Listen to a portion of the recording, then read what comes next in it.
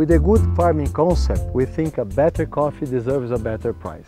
That's why we created the concept of premium in the Utz system. It's a flexible premium.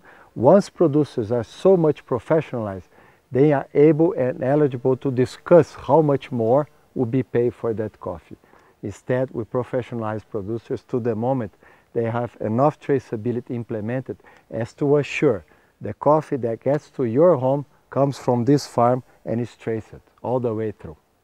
So when the consumer sees this good inside in the label, that's enough assurance that all aspects of good farming have been covered and you can rely and trust your brand.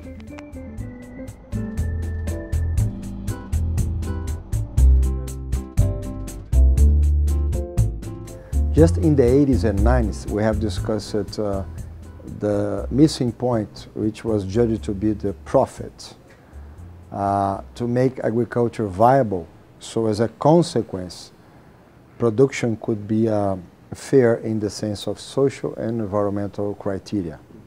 This is basically how Utz was conceived, Utz Certified, having on mind that farmers have to have enough profitability to sustain their own families, to have enough income to make investments for the next years needed for the social and environmental compliances.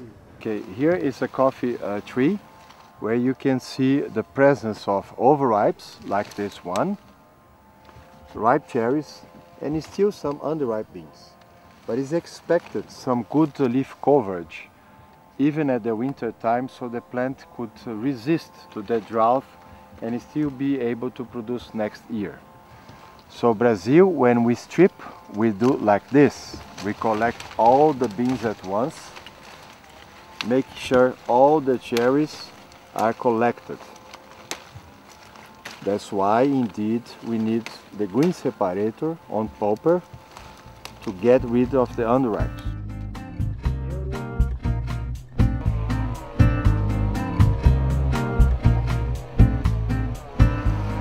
She's winnowing, she's harvesting with her husband, and he's collecting using the handheld machinery. As the cherries fall to this plastic container, she's eliminating the excess of leaves and small branches, making the coffee ready to be transported to the final washing station.